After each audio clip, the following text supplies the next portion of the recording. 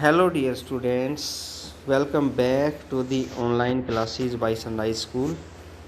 Dear students, we are on the fifth chapter of your English book Flamingos. The name of the chapter is Indigo. और कल हमने पढ़ा। अब बेटा, ये इंडिगो क्या होता है? इंडिगो एक पौधे का नाम है, एक फसल होती है ये। और इस फसल में ये जो फसल है ये बिहार में बोई जाती थी। नील की खेती है, ये नील का पौधा होता है। आजकल आप अपने कपड़ों में आर्टिफिशियल सिंथेटिक नील का इस्तेमाल करते हैं।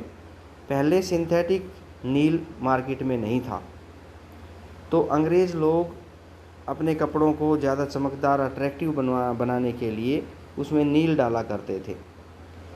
और ये जो नील है उस समय सिंथेटिक नहीं था, तो फसल बोई जाती थी। तो नील की खेती बिहार में होती थी और ज़मींदार लोग, अंग्रेज़ जो ज़मींदार थे, वे किसानों से नील की पूरी फसल को हड़प लेते थे।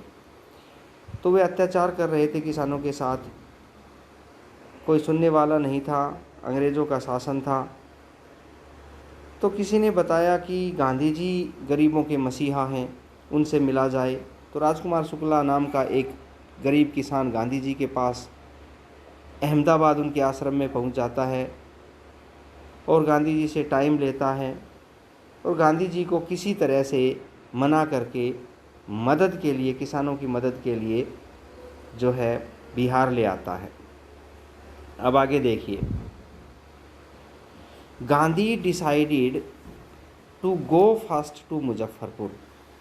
गांधी ने फैसला किया कि वो पहले मुजफ्फरपुर जाएंगे। विच वाज एन रूट, जो रास्ते में पड़ता था, टू चंपारण, चंपारण वाले रास्ते में पड़ता था। क्यों फैसला किया वहाँ जाने का मुजफ्फरपुर? टू ऑब्टेन, प्राप्त करने के लिए, मोर, और अधिक, कंप्लीट, पूरी की पूरी, इन्फॉर्मेशन, सूचना, और अधिक सूचना प्राप्त करने के लिए, अबाउट कंडीशंस, उन हालातों के बारे में, than Shukla was capable of imparting, जिनको शुक्ला नहीं बता पाया था। इम्पार्ट मीन प्रदान करना। जिन जिन सिचुएशंस और गहरी सिचुएशंस के बारे में, हालातों के बारे में शुक्ला नहीं बता पाया था, तो और अधिक जानकारी पाने के लिए गांधी जी सबसे पहले मुजफ्फरपुर गए, क्योंकि मुजफ्फरपुर चंपारण के रास्ते में पड़ता था। ही अकॉर्डिंगली, इसी के आधार पर, इसी के अनुसार, ही sent a telegram to professor JB.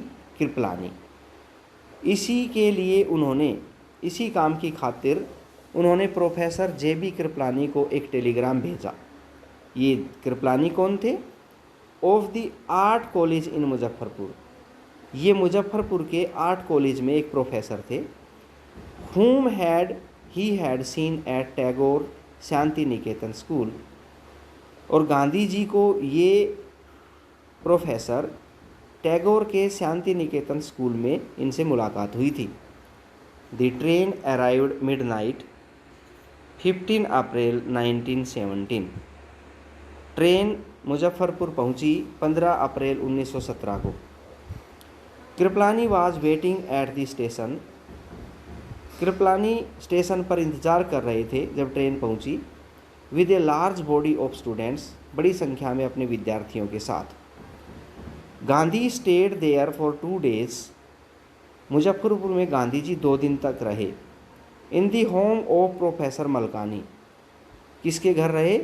वहाँ पर एक प्रोफेसर था Malkani, a teacher in A government school, जो सरकारी स्कूल में एक टीचर था, उनके घर पर 2 दिन रहे। It was an extra ordinary thing in those days, Gandhi commented. Gandhi ने बताया कि it was an extra ordinary thing, ये बहुत ही असाधारण बात थी, हिम्मत वाली बात थी। इन दोज डेज, उन दिनों, फॉर ए गवर्नमेंट प्रोफेसर, किसी भी सरकारी अध्यापक के लिए, प्रोफेसर के लिए, टू हार्बर, आश्रय देना, शरण देना, ए मैन लाइक मी, मेरे जैसे आदमी को अपने घर में आश्रय देना, किसी भी सरकारी अधिकारी के लिए, प्रोफेसर के लिए बहुत ही असाधारण बात थी।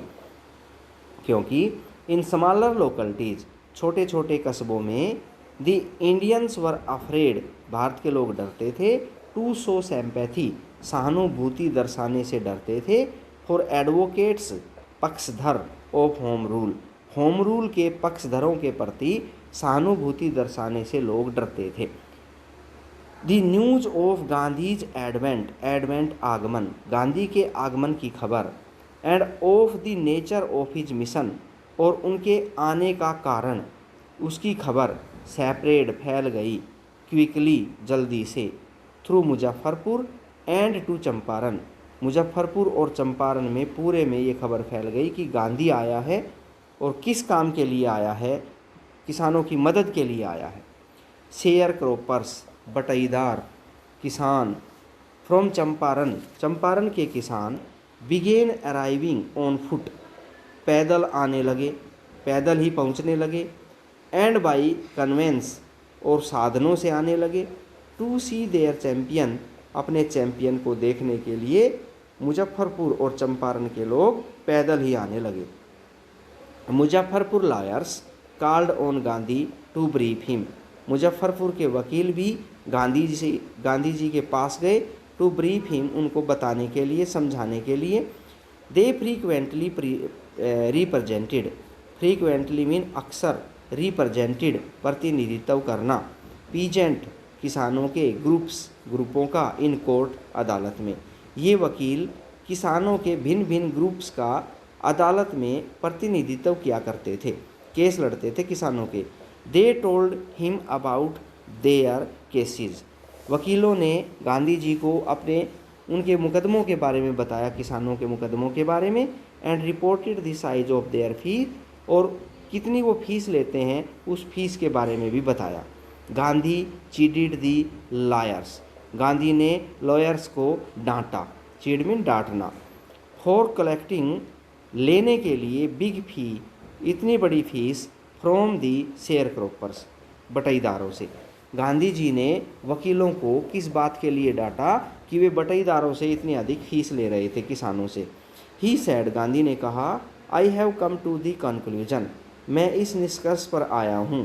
कंक्लूजन में निष्कर्ष, मैं इस नतीजे पर पहुँचा हूँ।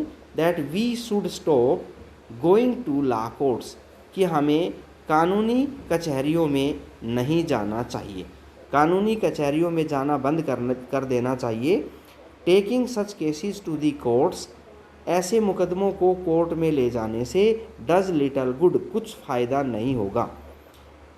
ऐसे मुकदमे कचहरी में ले जाने से कोई फ़ायदा नहीं होता। Where the peasants are so crushed, crushed mean कुचले हुए, जहाँ पर किसान इतने कुचले हुए हैं। एंड फियर स्ट्राइकन, और इतने भयभीत हैं। फियर मीन भय, स्ट्राइकन मीन भरे हुए हैं। लॉ कोर्ट्स आर यूजलेस, तो कानूनी कोर्ट बेकार है, यूजलेस है, व्यर्थ है। जब किसान इतने डरे हुए हैं तो कोर्ट में ले जाना सब बेकार है। The real relief for them, उन लोगों को असली रिलीफ, असली चैन, वास्तविक चैन कब मिलेगा? Is to be free from fear, जब हम उनको भय से मुक्त कर देंगे। फ्री फ्रॉम फियर, भय से मुक्त कर देंगे, तभी किसानों को असली आराम मिलेगा, सुकून मिलेगा। Most of the arable land, arable mean कृषि योग्य या उपजाऊ, बहुत सी, ज़्यादातर जो कृषि योग्य ज़मीन है इन चंपारण में, चंपारण डिस्ट्रिक्ट की ज़्यादातर उपजाऊ ज़मीन was divided into large states, बड़ी बड़ी जागीरों में बटी हुई थी। चंपारण की उपजाऊ ज़मीन बड़ी बड़ी जागीरों में बटी हुई थी। वो ओन्ड बाई इंग्लिशमैन, और इन जागीरों के मालिक अंग्रेज़ थे। And worked by Indian tenants, tenants होते हैं मजदूरी करने वाले किसान, और किसान भारत के जो किसान हैं इन पर मजदूरी करते थे। The chief commercial crop was Indigo, commercial क्या होता है? वाणिज्य, व्यापारिक। सबसे बड़ी व्यापारिक फसल इंडिगो होती थी, नील होती थी। द लैंडलॉर्ड्स कंपेल्ड, जमींदारों ने मजबूर कर दिया था, कंपेल मजबूर।